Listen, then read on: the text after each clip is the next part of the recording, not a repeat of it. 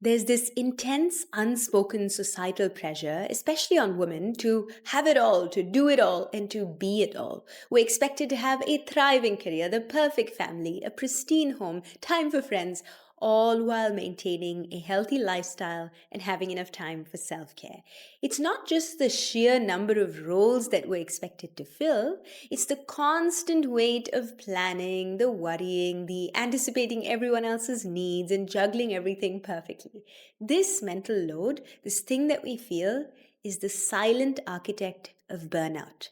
And the worst part, we bring that same sense of pressure onto our yoga mats. We think that if we can't do a full hour, the full sequence at the full intensity every single day, then we don't need to show up at all.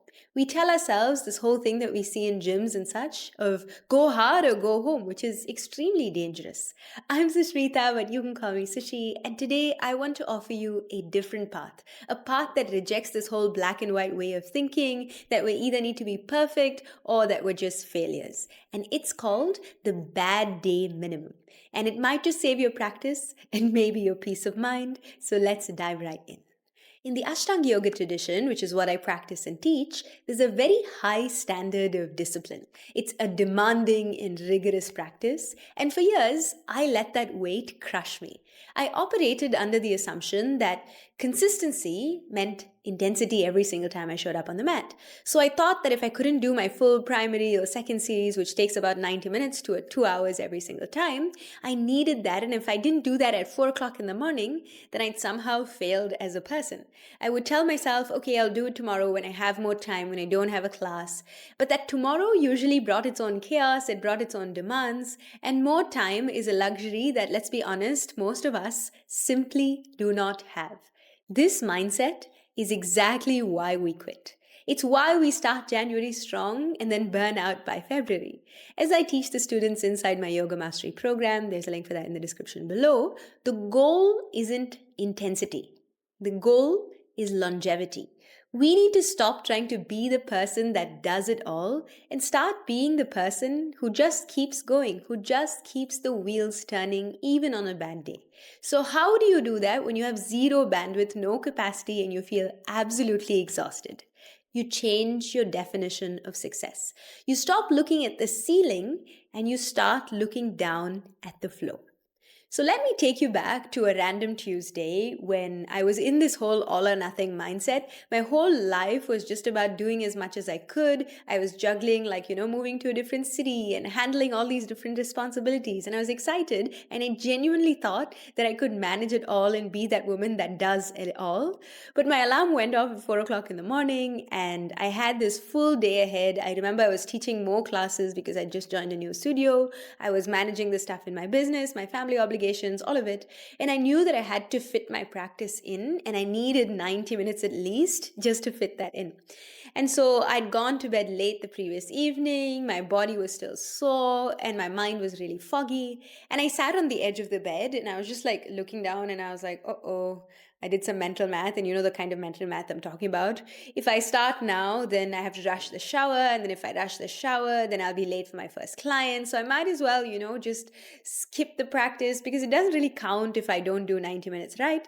And so if I started practicing night now, I won't be able to make it on time for my first client, so I might as well not practice. And then I justified this in my head. You guys know what I'm talking about, but it's this math that we do in the morning about how much time we actually have to give to ourselves. And because I couldn't give 100%, I chose zero. I literally just went back to sleep because it was really cold and I just wanted to sleep and be in the comfort of not doing anything. But here's what happens when you actually choose zero out of guilt, not out of you actually can't do anything. You don't actually rest.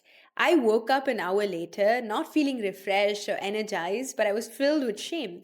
I felt heavy in my body, and that heaviness kind of followed me through the rest of the day. I was less present with my students. I was more reactive with my family members. And because I'd already failed in the morning, I just wrote off the rest of the day. And I was like, well, the day is already ruined. I didn't really do my practice. I didn't really, I wasn't able to do all these things. So I might as well, sit here and eat peppy, which is my favorite junk food, and scroll scroll on my phone and watch Instagram reels. And so once we perceive this minor failure in our self-control or our ability to just push through with our willpower, we abandon our goals entirely. It's so funny, but we all do this. And my rigidity regarding my yoga practice became that domino that knocked the rest of my day down, and I couldn't do anything for the rest of the day. And I realized I didn't have a discipline problem. I was quite disciplined. I just had a perfectionism problem.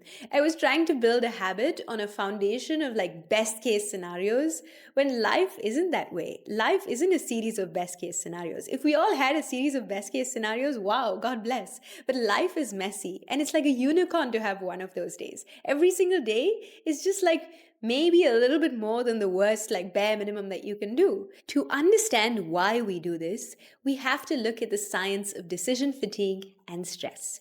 When you're stressed, when you're carrying all of that mental load, you've got high cortisol, which is a stress hormone that's running through your system, and that impacts your prefrontal cortex, the part of your brain that's responsible for willpower and long-term planning and decision making. And so every single time you force yourself to do a massive, complex task, like a 90-minute yoga practice, for example, or if you've decided you need to clean the entire house on a Saturday, you're demanding a huge amount of cognitive energy. You're asking a drained battery to literally pull a massive truck. And that's what your to-do list looks like today. And I'm sure you've experienced the cost of just cognitively switching tasks in this state. When you start your day, you're in rest mode, you've just woken up and there's low cortisol in your system, but suddenly you start switching between different tasks that require you to be in this high intensity mode, and this creates a huge wall of friction that prevents you from entering this kind of flow state during the rest of the day. And when you stare at the ceiling, this ideal, perfect version of the habit, your brain scans it and it realizes, okay, I don't have the fuel for that. Let's just hit the abort button. I'm not going to do a 90-minute yoga practice right now. And this is why you procrastinate. This is why you quit. But the flow, which is the bad day minimum, works because it hacks this system. The flow is the version of the habit that's so small, that's so laughably easy, that your brain doesn't perceive it as a threat. It requires almost zero cognitive fuel to execute. You just have to do something, and it bypasses that flight response from your nervous system. And consistency, repeatedly doing something for a lifetime, lives on that flow. If your standard of success is your ceiling, you'll fail 90% of the time. But when you lower the bar to the flow and never missing the flow, you remove that barrier to entry. So let's get granular. What does it actually look like in your practice? We need to define your bad day minimums for the key areas of your life. First, let's look at your yoga practice because that's what I can help you with. The ceiling is probably like a 90-minute full primary series of sweat and focus and intensity. But what's the flow? For my students, I teach them the Focus 12, which is basically on your worst day, whether you have a flu or your baby is crying or you have a recent deadline that you have to do, your practice is simply this. You're going to unroll your mat, you're going to stand on top of it, and you're going to take 12 conscious 𝐦𝐤𝐬 breaths with your hands in prayer. That's it. You can roll your mat up and just walk away right after that. Now, usually, when you're standing there, you also feel like, okay, maybe I can do a few sun salutations. And usually, it'll take 3 to 5 minutes to do 3 to 5 sun salutations.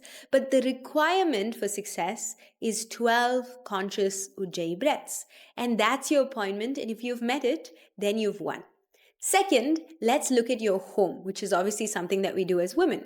The ceiling is like a sparkling kitchen, like an empty sink and perfectly wiped counters. Everything is folded and put away. But when you're exhausted, when you're totally depleted, that goal can seem paralyzing. So you do nothing and you just end up scrolling on your couch. But the mess then piles up and it stresses you out even more.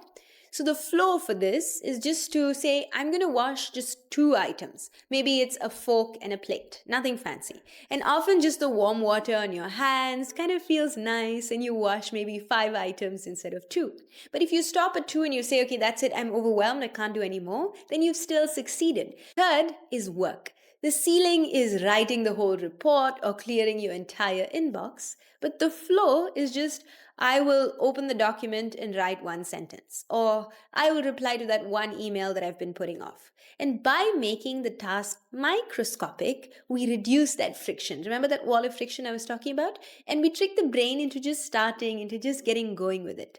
And usually, starting is the hardest part, and during the start is where we find the most resistance that the body and mind throws up. So, if we can overcome that initial resistance, then we can actually get onto the mat and do the things that we said we're going to do. Now, I know what happens next. The ego gets in the way, and we all have egos, and the ego says, "This is pathetic. Are you serious? I just listened to this video for so long, and all she's telling me is to wash one or two dishes, and why bother standing on the mat for 1 minute and breathing when that doesn't make me strong, that doesn't make me flexible? Isn't that pretty useless? What is this yoga teacher telling me?" But the ego is missing the point. The point of the bare minimum isn't physical transformation or getting abs or anything like that. It's psychological preservation. It's preserving the identity that you have for yourself and staying consistent and showing up as that version of yourself that practices yoga, that takes care of the household, that still manages to work. And every single time you engage in a behavior, you strengthen a specific neural pathway. And when you show up on your mat, even on your worst day, you're kind of reinforcing to yourself that you're the kind of person who's consistent with the things that they've decided to do. You're telling your brain, I'm the kind of person who practices yoga regardless of how chaotic or busy the rest of my day looks. And so if you skip it entirely because you didn't have time for the full hour, or you weren't able to drive to the studio, you're just reinforcing the identity of someone who quits when things get hard, or when life gets chaotic, or when your baby needs you. So this is the real gold of it, isn't it? We want to protect the habit, not the intensity. The intensity can come back when your energy comes back, but if the habit dies, then you have to start all over, and we all know that that's such a huge schlep. So we have to stop waiting for life to calm down before we start taking care of ourselves. As women, life is never going to calm down. The pressure to do it all and be it all will always, always be there for us as women. But we don't have to carry it all the time. And the bad day minimum is a radical act of self-compassion to yourself. It's saying to yourself, I respect my limitation today. I know what my capacity is, but I also respect the commitment that I've made to myself. I also respect that I want to show up as this person. So here's my challenge to you for this week. Identify your flow.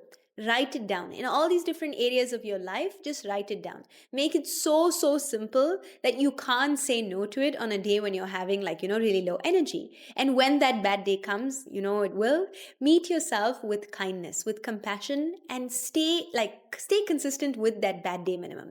So that's all I have for you today. By the way, if you're looking for a structured way to quiet your racing thoughts, there is a link in the description below so that you can book a call with me and we can chat a little bit more. Either way, thank you so much for watching this video till the very end. I hope it helped you just breathe a little bit more and just feel like you don't need to carry the weight of the world on your shoulders. If you're enjoying these videos, make sure to like and subscribe to the channel. It helps me share this stillness with more people who really need it. Thank you so much for watching, and I look forward to seeing you in the next video.